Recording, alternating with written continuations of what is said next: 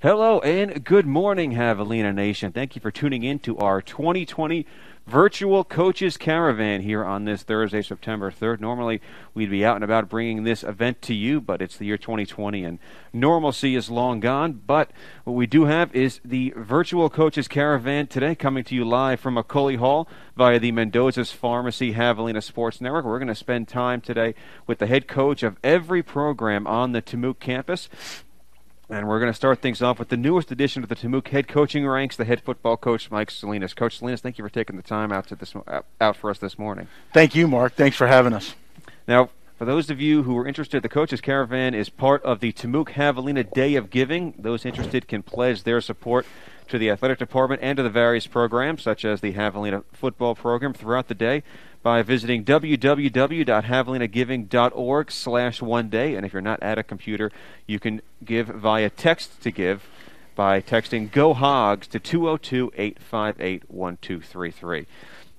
Okay, Coach, obviously this has been, I can imagine this has been a tumultuous year for you. Got hired in December, and this first year probably not what anyone could have predicted or imagined for you and this program. What has this first year in charge been like for you? Well, obviously, it started fast. We hit the road recruiting, and we were really excited about the freshman class that we were able to sign in a short period of time.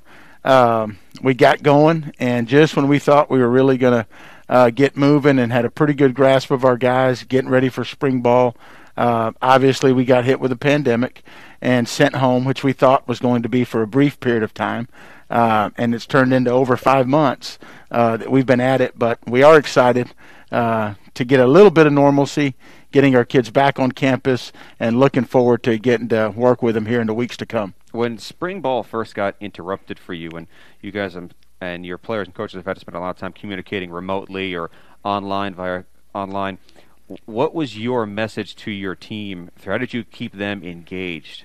What we tried to explain to them, and what we're going to continue to preach to those guys, is that we're going to have to continue to control the things that we can control. And at this time, when we got sent home and we had to meet virtually, we had to stay in contact on a weekly basis to make sure that they were in a good place and that they were taken care of.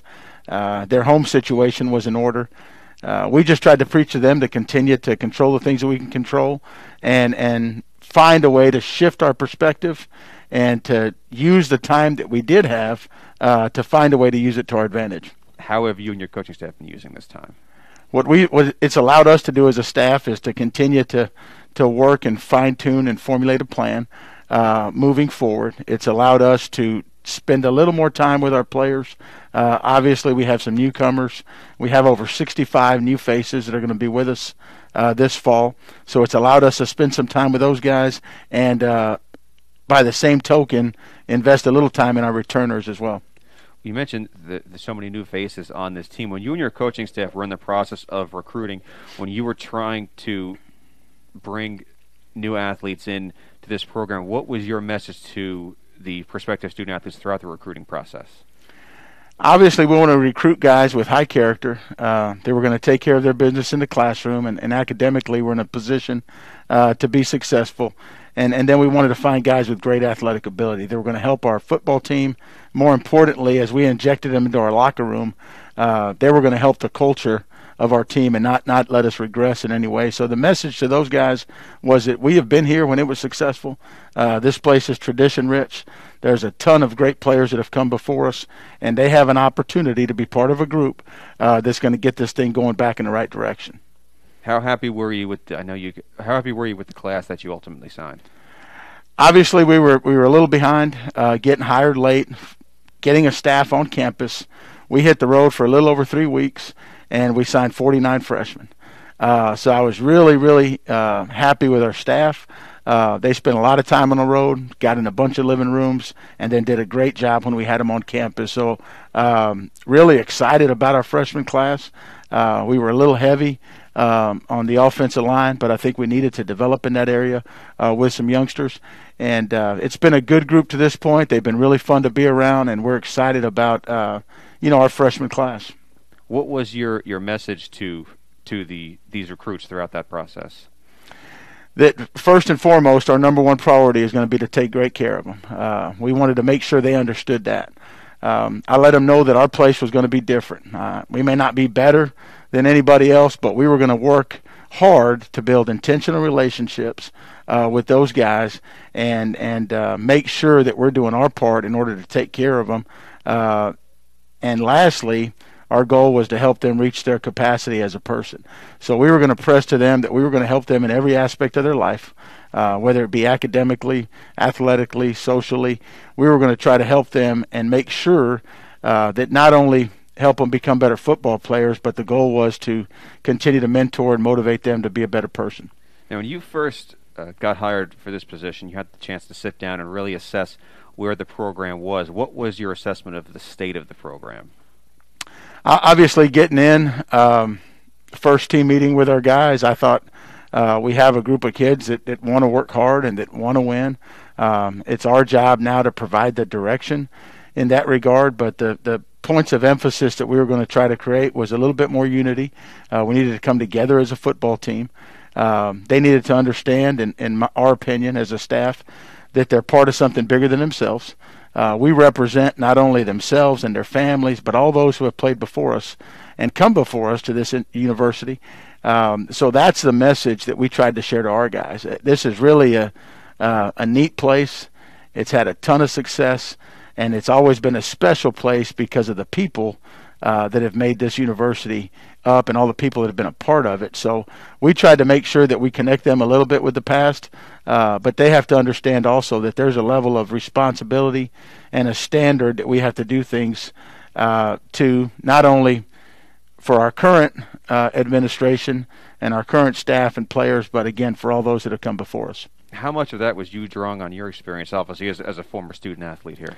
I think a bunch. I've always stayed in contact with A&M Kingsville and kept up with what was going on. And we have some former alumni. Johnny Estelle on the basketball staff played here. I went to school with Johnny. So there's been a lot of folks and relationships that I established in my adult life at A&M Kingsville that I still have today. So like I tell those guys, I'm living proof that relationships matter. In life, you win with people. And to me, this place has always been special. Obviously, part of the responsibility when you first get hired is you have to put a coaching staff together. And there are some faces that I think Javelina Nation is pretty familiar with, guys like Haskell Buff, Parker Cundiff, Coy Detmer Jr., their former quarterback, has now been added to your staff. But there are also a lot of new faces that are hired that are part of the group that you've constructed. What were your goals? What were the things you were looking for when you were putting together your coaching staff? I wanted to make sure we hired men of character, right, that are gonna continue to again mentor and motivate our guys. I wanted to make sure I hired guys that know the challenge in front of us and know how hard we're gonna have to work to get it done, and it can be done here. And then lastly, I wanted to hire guys that I thought were a good fit for our program. They were going to work together with all egos aside, knowing that it was going to take everybody moving in the right direction to get it done. So I believe we formulated a staff that's going to help us do that.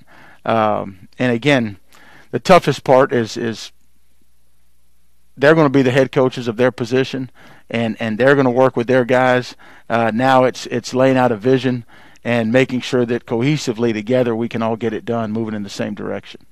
Now, I'm sure I think we all had a very different vision for this fall than what ultimately we're all having to deal with right now. But what do you think is the most important? What are going to be the keys for you guys as far as making sure that this is a productive fall, football or no football? Obviously, most of Division II is in the same situation. We have a few teams that are trying to play and get that done. But for us, we talked to our team. We have two situations in front of us. We have some time that we normally don't have at this time of year, and we have an opportunity. So how we use our time while we're not playing, getting ready for a spring season, we're going to become a product of our time. We talked to our guys about that. We have an opportunity as a team to get closer together, to continue to be more united, to continue to learn a system. So for us, this was a disappointing situation that we're not playing in the fall. We've done it a long time. This is the first time in the fall.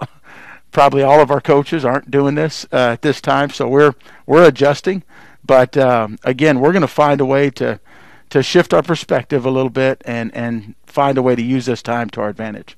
With the spring schedule getting cut short, do you anticipate, obviously, as Do you anticipate this fall looking at all similar to what you guys had planned for a full spring of football? We have a couple plans. I think it'll change a little bit, obviously because of duration of time. But we're waiting on the conference to come out with a schedule. Once we get the schedule, it'll allow us to work backwards and have a report date for which would normally be a fall camp. It'll be a spring camp. So we have a plan to work that in, making sure we have enough time before our first ball game to make sure our kids are prepared and ready, and thankful for our administration, our athletic director, and Steve Roach, our president, Dr. Hussey, has done a great job affording us the opportunities to get that done. How do you as a coaching staff go about finding out which players prepared themselves to be ready to go when you got the green light in the fall, and who maybe didn't? Well, fortunately for us, those questions are going to be answered in the next couple weeks. Our administration is working hard to get us back around our guys and get our guys back in the weight room and on the field. So in the weeks to come, we're going to find out. Obviously, these guys have been working, and we've been doing some things remotely, and we're really proud of their effort and what they've done on their own in challenging times, because every one of our guys' situation has been different. But our coaches have done a great job staying in contact. I think our guys have done a really good job working remotely on their own. And now, as we get back, as a staff, we have to evaluate who, what, when, and where, right? What have they been doing? Where are they physically? And how are we going to adjust our plan getting ready for a fall ball, which would normally be our spring ball, but we're in a flip season.